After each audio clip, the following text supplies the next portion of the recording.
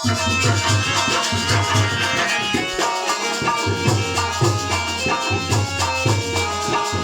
बार प्रेम से बोलिए सियावर रामचंद्र की।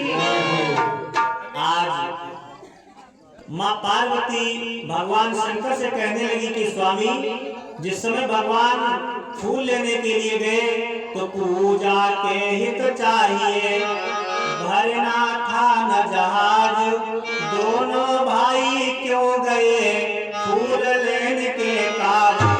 फूल लेने के लिए दोनों भाई क्यों गए? तो आज प्रभु विचार कर रहे हैं कि 18 पुराणों के रचयिता, बिटिया शांत बैठ जाओ। बड़े ही मतलब की बात, अगर आप लोग कथा श्रवण करेंगे तो कथा ही श्रवण नहीं, केवल सुनना नहीं। देखो, कथा सुनने से कुछ नहीं होता है, कथा सुनो और सुनकर के उसके अपने जीवन में उतारो। अगर आप उसको जीवन में उतारते नहीं हैं तो कथा सुनने का कोई मतलब नहीं। कथा सुनने आए हैं, आप अपने आचरण को सही करने के लिए आए हैं, तो उन बातों को ध्यान दीजिएगा, सुनिए और सुनने के बाद उस पर अमल कीजिएगा, तब तो फायदा है कोई। और अगर सुनते हैं आप केवल, फिर इस कान से सुना इधर निकाल दिया, कोई मतलब नहीं। ध्यान दीजिएगा, कथा बहुत ही अच्छी है, अगर आप श्रवण करेंगे तो आपके मतलब की बात। आज भगवान राम विचार कर रहे हैं कि अगर मैं अकेले, प्रश्न क्या है आप लोग ध्यान दें पहले कि जो प्रश्न है वो क्या है। पूजा के लिए फूल लेने, आप लोग शांत हो जाओ थोड़ा।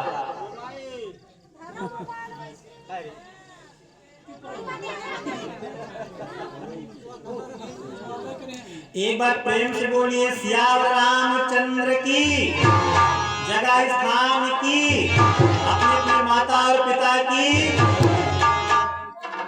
ध्यान दीजिएगा, आज प्रभु श्री राम विचार कर रहे हैं कि मैं पूजा के लिए फूल लेने के लिए जाऊंगा अकेले, और उधर से सीता जी की सखियां होंगी तमाम।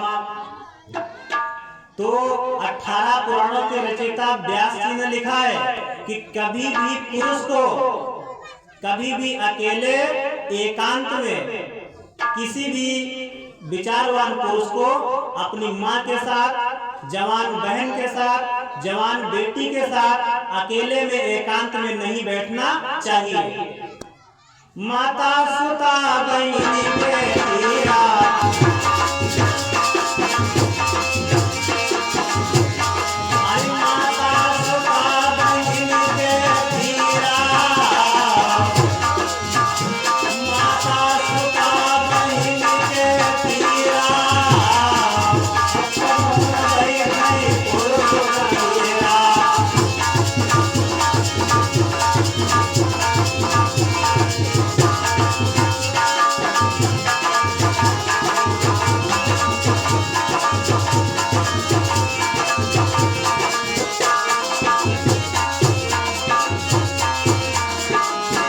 कभी भी विचारवान पुरुष को अकेले में एकांत में अपनी जवान बेटी के साथ, जवान माँ के साथ, जवान बहन के साथ कभी भी एकांत में अकेले में नहीं बैठना चाहिए। क्यों? इससे क्या होता है? तो लिखा है, यही ते होती बूढ़ी बरनासा,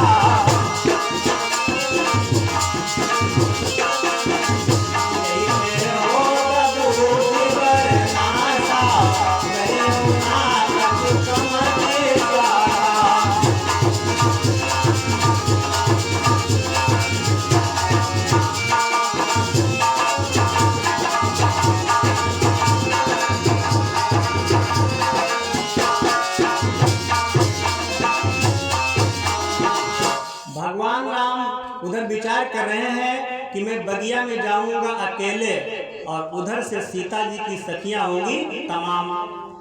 और सीता जी हैं कैसी? तो जब लोगों ने तुलसी बाबा से पूछा कि सीता कैसी है, तो कोई भी पुरुष अपनी माँ की सुंदरता को कैसे वर्णन कर सकता है? इसलिए सीता जी ने, बाबा तुलसी बाबा ने पहले तो माँ सीता की सुंदरता को लिखने से मना कर दिया, बताने से मना कर दिया, लेकिन उसको लिखा। कैसे लिखा? तो बाबा जी ने लिखा है कि सीता सुंदर नहीं है। फिर कैसी है? तो सुंदरता कहाँ सुंदर करई, अमर जहाँ दीप शिखा जल बरई। सीता सुंदर नहीं है, सुंदरता को भी सुंदर करने वाली है। और भगवान राम के विषय में क्या लिखा है? प्रभु कैसे हैं? तो लिखा है कि कंगनवा हो राम, हरि कंगनवा हो राम, बड़ा नीक लागे कंगनवा हो राम।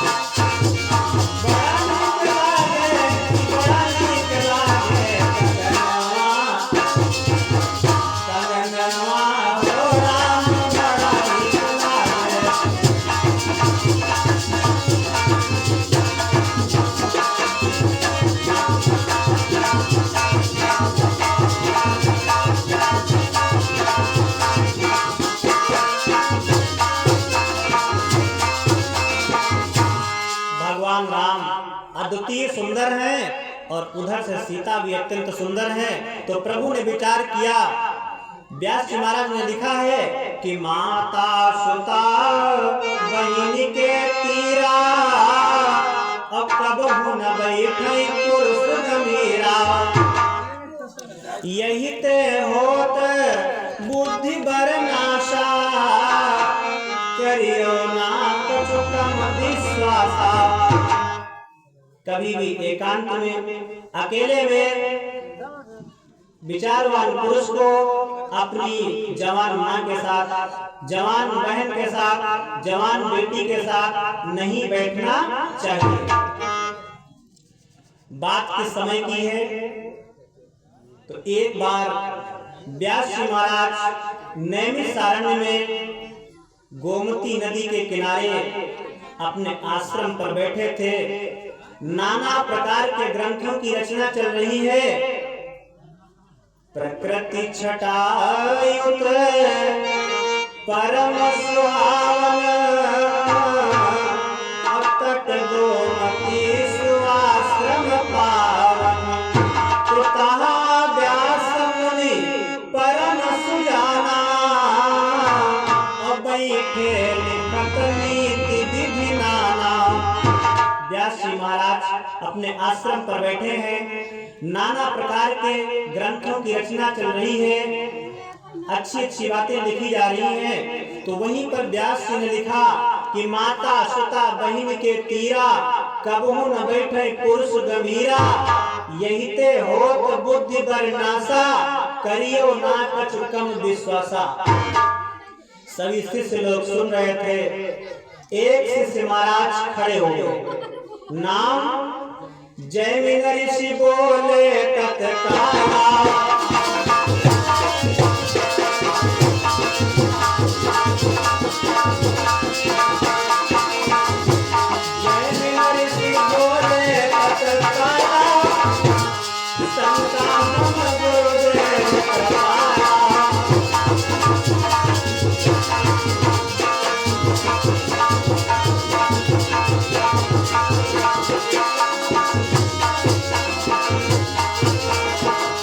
जैसे ही व्यास जी ने लिखा कि माता सुता बहिन के तीरा, कबहू न बैठे पुरुष गंभीरा, यही ते होत बुद्धि बरनासा, करियो ना कछु कम विश्वासा। सभी शिष्य लोग बैठे थे, लेकिन एक शिष्य महाराज खड़े हो गए।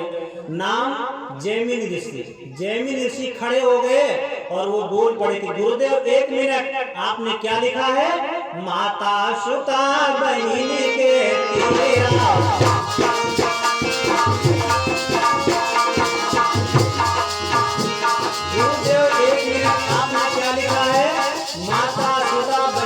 तीरा कबहू न बैठे पुरुष गंभीरा। अगर पुरुष माँ के पास न बैठे, बहन के पास न बैठे, पुत्री के पास न बैठे, तो कहाँ चला जाए? इसलिए गुरु जी माता सुता बहन जो चाहे, माता सुता बहन जो चाहे,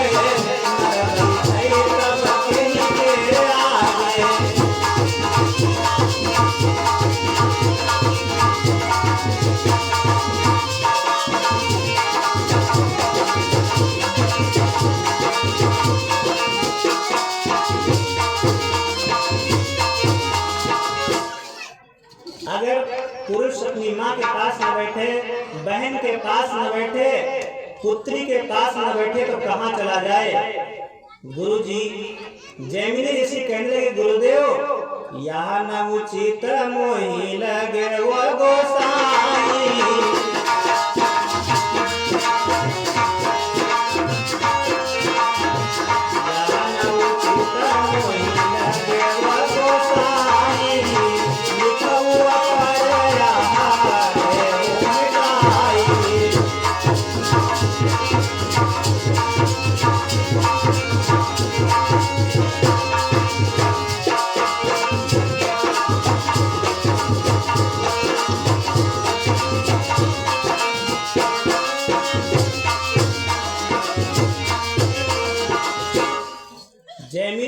बोल पड़े कि गुरुजी आपने लिखा है कि माता सुता बहिन के तीरा, और कबहू न बैठे पुरुष गंभीरा।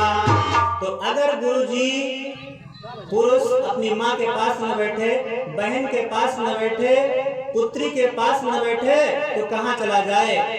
इसलिए यह न उचित मोहि लगे वो गोसाई, लिखो अपर याद हो मिठाई।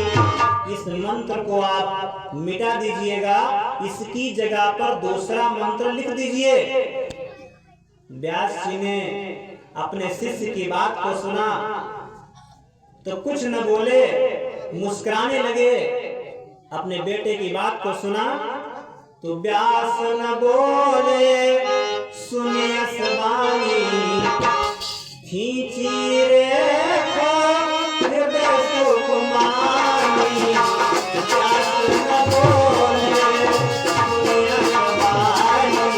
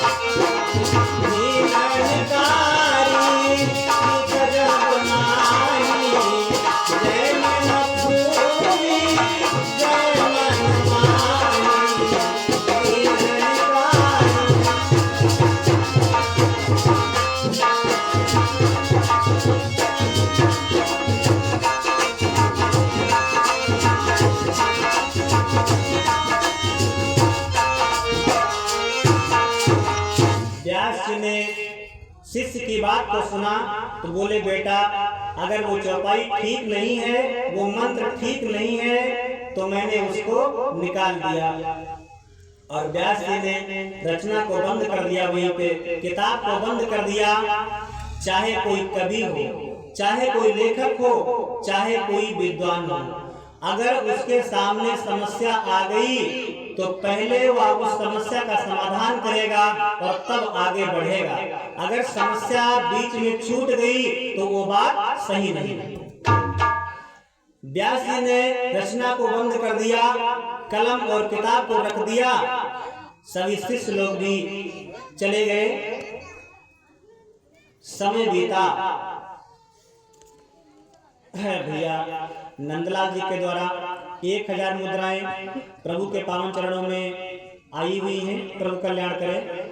मन्नू मास्टर जियारी के द्वारा 500 मुद्राएं, भैया अवधेश अलीपुर इनके द्वारा 50 मुद्राएं प्रभु के चरणों में सादर आमंत्रित हैं। प्रभु कल्याण करें। एक बार प्रेम से बोलिए सियावर रामचंद्र की। समय का अभाव इसलिए कथा को हम विराम दे रहे हैं यहाँ पे। महाराज जी के द्वारा कथा श्रवण करेंगे आप लोग 2 मिनट भगवान का पावन नाम, तत्पश्चात महाराज जी के द्वारा आप कथा श्रवण करेंगे। समय मिला तो कल फिर मैं सब कुछ है सुनाऊंगा आप लोगों को, लेकिन आज अब समय 9 बजने वाला है, 9:20 हो चुका है, तो महाराज जी के द्वारा कथा श्रवण करेंगे। 2 मिनट प्रभु का पावन नाम। बोलो श्री राम जय राम जय जय राम।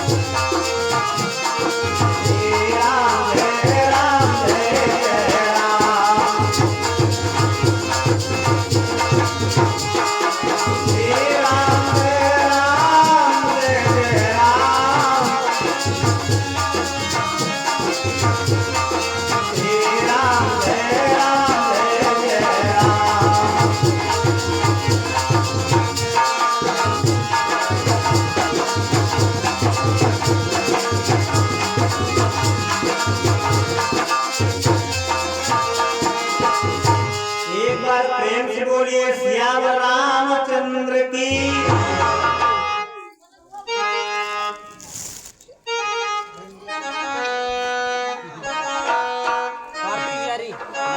कार्तिक जियारी 21 मुद्रा हमारा बच्चा है छोटा। कितने पैसे? 20 रुपये। भैया कार्तिक भैया जी के द्वारा 21 मुद्राएं प्रभु के चरणों में। प्रभु कल्याण करें।